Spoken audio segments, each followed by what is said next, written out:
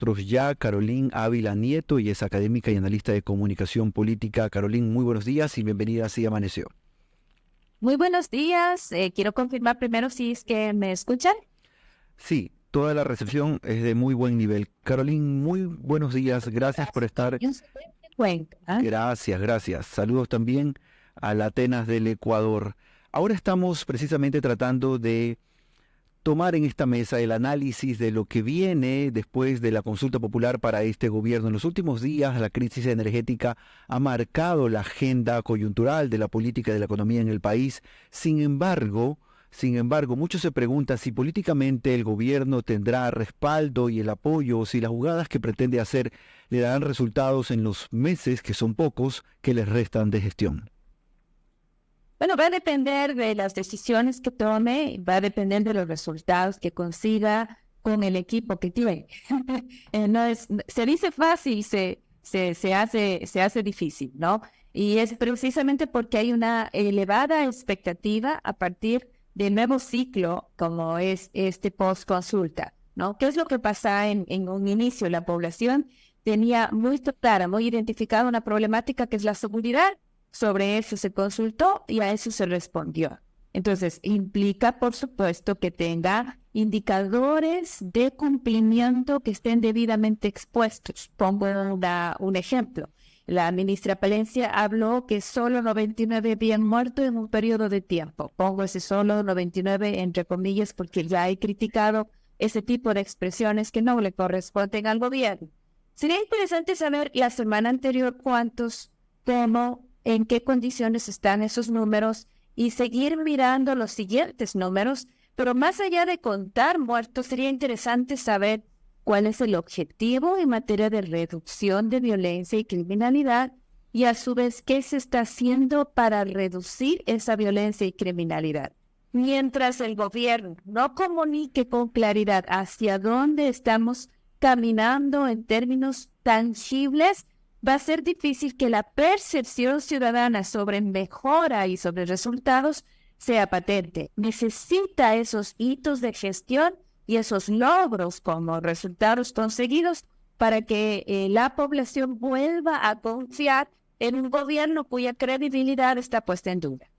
Estamos ahora hablando con la PhD Carolyn Ávila Nieto y es académica y analista de comunicación.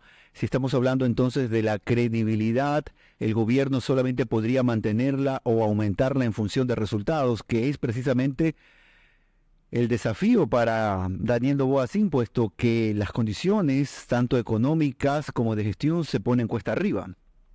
Exactamente. Ya usted ha mencionado, por ejemplo, el desafío en las condiciones económicas. Se nos ha pedido 3 puntos más del IVA. Este es un impuesto que golpea a toda la población. Algunos más, otros menos, pero a todos nos llega de una u otra manera.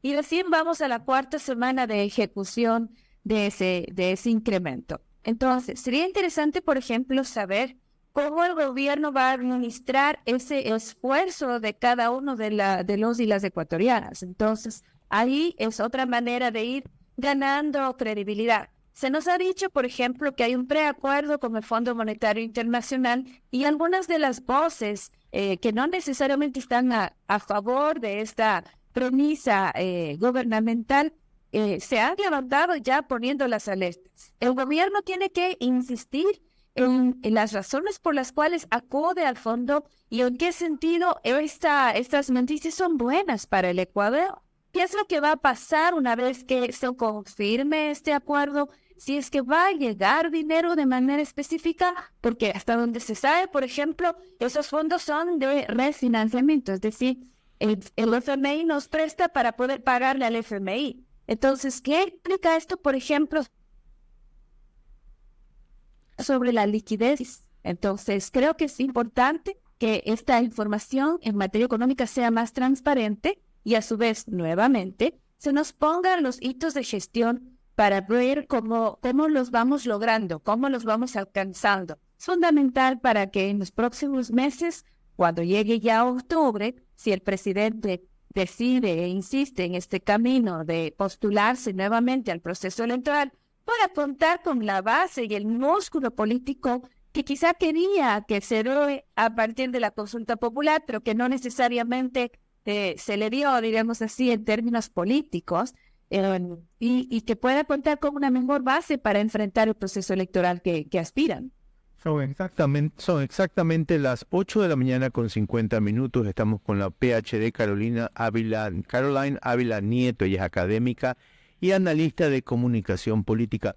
Pero ¿qué se viene después de la consulta popular, Caroline? No solamente tiene que ver con el gobierno, porque para mí, ya desde que el Partido Social Cristiano rompió lazos con el gobierno, empieza la campaña política. Ya estamos en la recta final, nos queda menos de un año. ¿Qué va o qué deberían hacer los partidos? Hay una izquierda fragmentada, pero aunque ya se rumora la unión entre Luisa González y el señor Issa, está el señor Rabascal, está el señor Pedro Granja, y por el lado de la derecha tenemos hoy en día a un señor Topic, que hasta ahora el Partido Social Cristiano está con él, tenemos a Daniel Noboa, no sabemos qué va a hacer Otto Sonnenholzeren. ¿Cómo está el tablero político y cómo darnos cuenta cuando empieza esa comunicación electoral?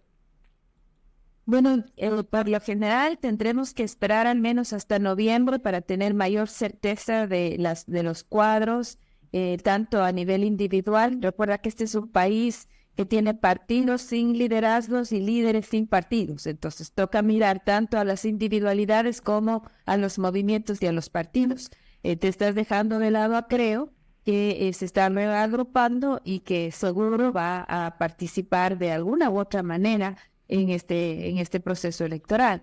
Entonces, yo creo que hay igual tipo de fragmentación en la derecha y en la izquierda, y que como suele pasar en el Ecuador, esa primera vuelta podría terminar siendo nuevamente esa gran primaria para que luego ya en segunda terminemos escogiendo entre dos opciones que por lo general suelen polarizar al país. Así no les guste, por ejemplo, ese tipo de modelo a la Revolución Ciudadana, porque suele ser por lo general todos contra ellos, ¿no?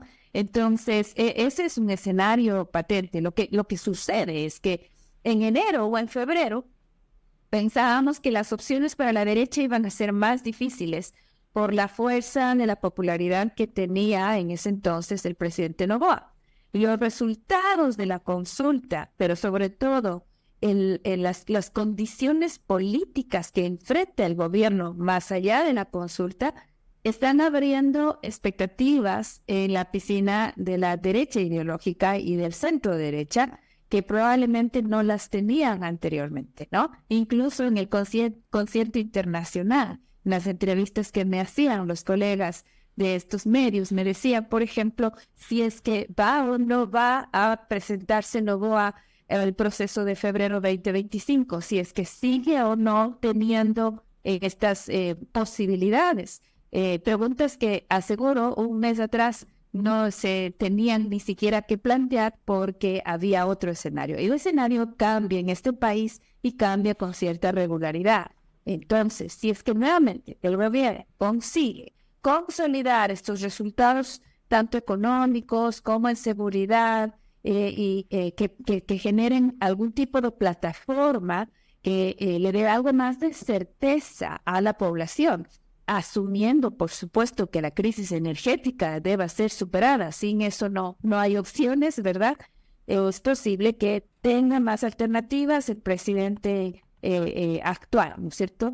Y con eso se reordena un poco el espectro en la derecha. En la izquierda, seguro van a intentar, yo creo que con AIE, con los resultados en estas dos preguntas como legítimo actor, que se ha planteado una participación en la consulta desde el inicio, es posible, insisto, que presente piezas interesantes, sobre todo porque hay que leer, por ejemplo, la respuesta de Sucumbíos, la respuesta de Pastaza, si es que tiene o no alguna incidencia con el llamado de la CONAIE, porque en la Sierra Centro, al parecer, la CONAIE no ha tenido la misma fuerza que en otros procesos electorales. Allí más bien es la derecha, diríamos así, que está capturando esa movilización de votos en la soberanía, ¿no? Y es interesante allí ver cómo se fragmenta la Regiones Pachacuti como tal y la CONAIE como tal en lo que anteriormente era parte de su fortaleza. Así que yo creo que es un escenario completamente abierto, nada está dicho, y coincidiendo con tu lectora, es el proceso electoral lo que en este momento va a terminar incidiendo en las acciones que los partidos políticos, sobre todo en el seno de la Asamblea, terminen haciendo, ¿no? Porque, por ejemplo, si la agenda legislativa ya terminó, a decir de la misma bancada ADN, ¿qué es lo que se abre en la Asamblea? La agenda de fiscalización. Y la fiscalización va a estar preferentemente, porque no solo se fiscaliza por jueces políticos, ¿no? Se fiscaliza a partir de llamados a las comisiones permanentes, etcétera, a partir, digamos, de las acciones que haga o no haga el presidente Noboa. Ahí seguramente los partidos políticos van a intentar tener espacios de mayor exposición mediática. Queremos agradecer a la doctora Caroline Ávila Nieto, académica y analista de comunicación política, por este espacio. Ha sido la referencia en función del actual momento político que vive el gobierno del presidente Noboa y lo que se pretende hacer en el futuro. Son las 8 de la mañana y 56 minutos. Seguimos en Así Amaneció.